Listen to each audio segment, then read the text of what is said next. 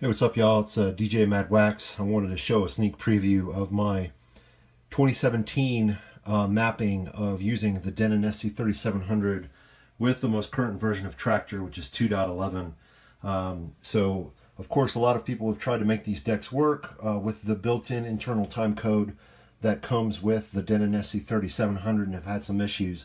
I'm going to show you guys kind of what that main issue is and what I've done to kind of fix it so you never actually have to mess with settings while you're playing.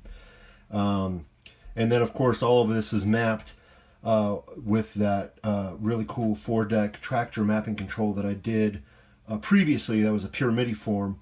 This mapping only has 2 decks because, of course, you've got timecode coming from here, timecode coming from the other deck, and you know, you can't do 4 tracks on it, or at least not that what I've experienced.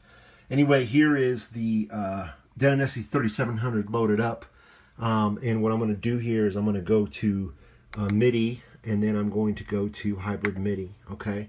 And so there we go, it's connecting, and you see everything has lit up. That's because of the mapping that I have set up on my decks here and my Traktor setup, where everything kind of works and function and whatnot. So here's kind of the deal, right? When you start up Traktor, you'll always get this kind of calibration mode error. So you'll see it's trying, it's got a red bar, but there it goes. Okay, and here I'm grabbing the deck, the wheel. Okay, even with reverse. Okay, this is pure time code going on here. Now I won't go through all the MIDI stuff that I have set up here, right? I've got cue points. Right, I've got filters set up, right? So if you want to see all the different MIDI mapping settings that I've done for effects and whatnot, check out my other video, which is linked here on screen. But what I wanted to show you is, like, as you're playing, right, that's all cool and dandy, but what is this problem that makes Traktor unusable with the Denon SC3700? And I'm going to show you what that is. So I actually have this thing mapped so I can go to playlist and I can go scroll through tracks and select another track to load up. And when I do that, look what happened. The pitch got locked to, you know, its lowest setting on Traktor. Okay, and it says calibration failed. It always says calibration failed. That doesn't really matter. You still have time code, but it just locked Traktor into minus whatever pitch, right?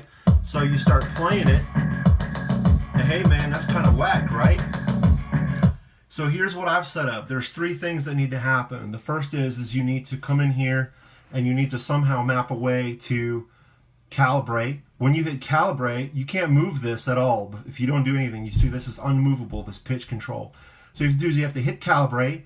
That frees this up. You have to reset this to 0, and then you have to restart the time code. Okay, so what I'm going to show you is I've done here is I've got this set up on this button here. So what this does is it starts the calibration. Click it again, it sets the pitch on Traktor back to 0. Okay, and then you hit play to start the time code again, and you're back to your normal time code control, normal speed, whatever. Okay, so kind of a real quick short video. I just wanted to show you guys I got this thing working, right? So it's kind of lame. I don't know why it does that, but that's how I cracked the code for getting the Denon SC3700 decks to work with hybrid MIDI, which means I have the use of the wheel. I have the use of all the MIDI functionality. Of course, you can map it any way you want to. I mapped it, you know, for the way that I DJ. I mix primarily house, techno, electronic music, whatnot.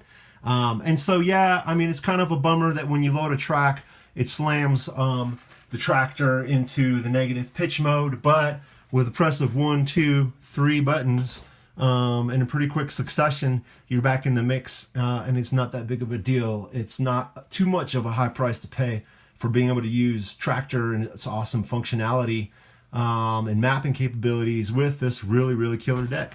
And before I go, I just wanted to say, one of the things I really love about the SC3700 is, yeah, of course, the old school feel and whatnot with the Technics 1200s, but I love all the different buttons that they have on here, man. This is pretty amazing.